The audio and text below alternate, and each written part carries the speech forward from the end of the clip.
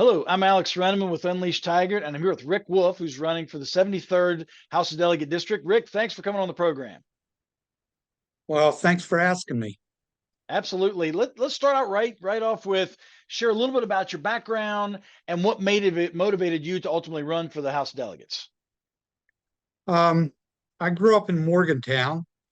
Um, at age 19, I joined the Marine Corps, spent 26 years in the Marine Corps, retired in 98 as major. Came back here, took a job with a company, Litton PRC, that was building the FBI fingerprint identification system.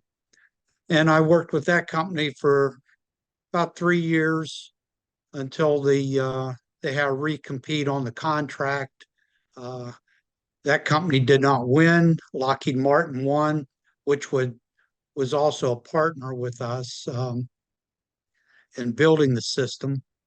So I started work for Lockheed Martin, became program manager, and managed that for about 13 years, and retired from Lockheed Martin in end of 2003. And no, that's not right. End of 2013. Oh, there you go. Um, I do various things. Work with a lot of volunteer groups. President of Rich Mountain Battlefield Foundation in Beverly, West Virginia. I participate with two Civil War roundtables, one in Morgantown, one in Clarksburg. Work with Clarksburg Museum, and that's about it. I've always been interested in politics. I thought this was a good opportunity to run since that seat was open. Uh, Amy Summers is not running again, so. Okay, great. Well, I think, let's move to the responsibility side and the roles. And so, what do you see as the primary responsibility of a delegate, and how do you plan to fulfill those duties? Well, there's 100 delegates, so you're one voice of 100. But I think some of the important things is education, and that would be the number one topic that I would push. Um, and a lot of that is just some common sense stuff. The um, teachers need a raise. That would be the top of my list, and uh, the students all reading at a third grade level by the time they graduate from or move from third grade. Without being a good reader, that's going to limit people in their work.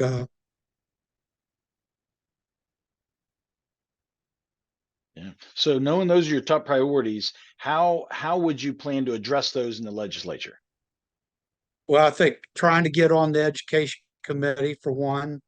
Uh, if that doesn't work, at least trying to push bills that are going to help the students and get our teachers the tools that they need to do their job, but then uh, putting things in place that would hold the teachers accountable.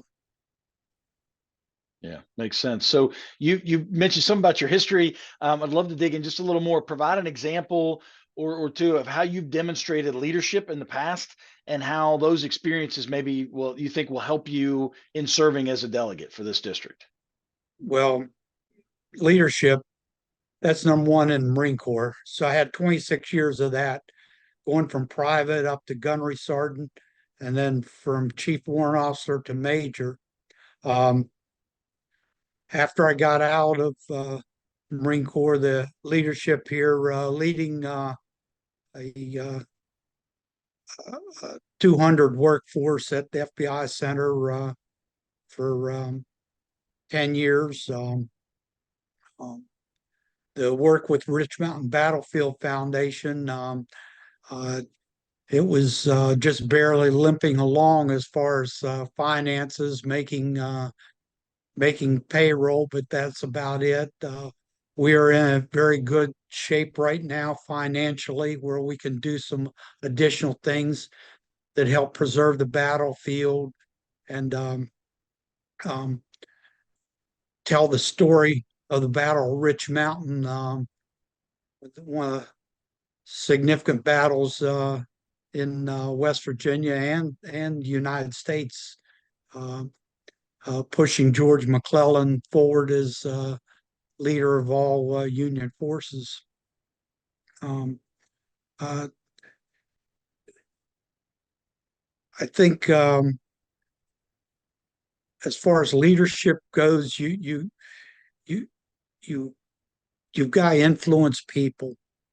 Um, there's of course there's a boot camp way of leadership, which does not work in the civilian community. So it's more come on, let's do it type things, and influencing people that way. Um, and working with the tools you have, knowing what the limitations are, your own limitations plus the limitations of either money or resources. Perfect. And when you look at our state, there's challenges abound, and opportunities Yes. abound. So let's talk about both challenges and opportunities. Let's start with challenges.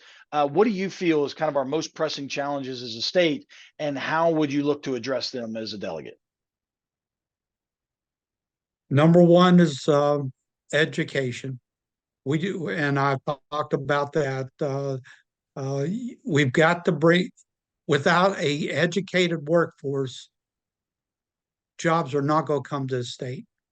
We have jobs now. We've got openings for jobs, but we don't have the workforce to fill all the positions. We need to influence the students to want to learn, to want to push their education, and get a good job. Um, Make them understand that they can do anything. Um, Broadband, um, internet service, and cell service are two important things, and the state is really lacking in that. Over the years, we have spent millions of dollars given to companies, and they have not performed. Um, I think part of that is that some of the people in the government, either elected officials or government workers, did not understand the technology, and they allowed companies to pull the wool over their eyes. We gave 270 some $1 million to Frontier and got very little out of it. Um, uh, you've you can't fire and forget. When you award a contract, it's got to be followed up on. And I, I the education and resources are the only thing that's going to pull us out of problems that we have. Great. Um, Well, sorry, go ahead. and not all the education is students. Some of the education is parents. So those are things that we need to, every child reading, that should be a saying, that we should see that on billboards. Um, and that needs to be pushed to the teachers, to the parents, community groups. Yeah. Okay. So let's go to the other side. So we can continue to talk for hours on our challenges, of course, but there's opportunities here. And so I guess, what opportunities do you see for our state, for whether it's growth and or prosperity in the future? Um, Tourism, I think the governor's done a great job on pushing tourism, and Chelsea Ruby, as Secretary of Tourism, I think we spent a lot of money there. I mean, if you look at it, there, a lot of money's been spent on tourism, but I think it's paying off, and so that's one thing that needs to be pushed, and that trickles down. Um, like in Beverly, um, playing off some of the um, things that tourism has done, offering tours, bus tours from other states. Um, and of course, there's still the coal mines. We need to make the most out of that. The Marcellus shale oil, I mean, it's gas. Uh, we need to exploit the success we've had there. Um, we need people to move to the state. We're losing people, so I think some of the government policies on paying people to come back to the state, paying people to come to the state and work, I think those will work to a certain extent. But you let's look at what the Eastern Panhandle has done. It's so close to DC, it's attracting people there. Well, we need to expand that. We need to convince people that living in Morgantown, Fairmont, Grafton, Clarksburg, Bridgeport, that these are good small towns to live in. Um, Yeah, perfect. How do you plan? This is a representative republic in America, and this model that we have in the state is similar. That you'll be representing the 73rd district if you were to be elected into this role down in Charleston with lawmaking and whatnot. So, how do you plan if you're elected to engage with the constituency in a real and meaningful way to make sure their voices are heard when you're down in Charleston?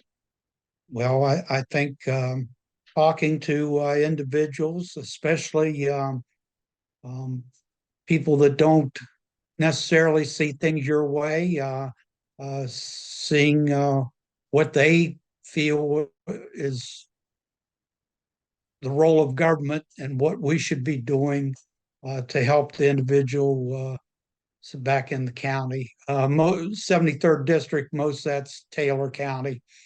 Um, and just talking to people, going to the coffee shop on Saturday morning and hearing the, not necessarily the good things you're doing, but what they don't like or what they're not seeing uh, happen in Charleston. I think just because you're a representative does not mean you have to pass bills. Um, Sometimes I think, especially this last session, I think some of the bills were a waste of time, that they should have been working on the budget and ways to draw jobs into West Virginia rather than some of the other bills that were passed. Yeah, so we're on the downslide here, Rick. We're almost finished up. Two more questions. One is just I know you talked a little about your history and why you're running, but almost an origin story of sorts of sharing maybe a memorable experience or something that happened to you that helped shape your approach to public life and public service and why we're even having this conversation. Well, I think it's got to go back to my childhood. I My dad's World War II vet. The people that uncles, neighbors, um, they were World War II vets, and I think just the being brought up with um, that group of people, and then Kennedy became president, And, it was ask not what you'll do for your country or what your country will do for you, ask what you will do for your country. I think that has always stuck. Um, there's a certain obligation that citizens have, and not everyone has to join the military, but you've got to contribute. You got to vote, serve on juries. I mean, I found it shocking the number of people there that made every effort to get out of serving on a jury. I mean, that's part of being a citizen. So those things have always stuck with me. Um, Cliff and Wanda Wolfe raised three pretty good kids. That's great, Rick. Hey, so as customary on this program, we give the candidate the last word. So as we conclude here, what final message would you like to leave with the voters? Um, Give me a chance. Um, um, Vote for Wolfe for House of Delegates. Uh, if if I don't do a good job, I will not run again. But give me a chance to go to Charleston and try to do something. Excellent. All right, Rick Wolfe for the 73rd House of Delegates. Rick, thanks for coming on the program and good luck in the election. Thank you.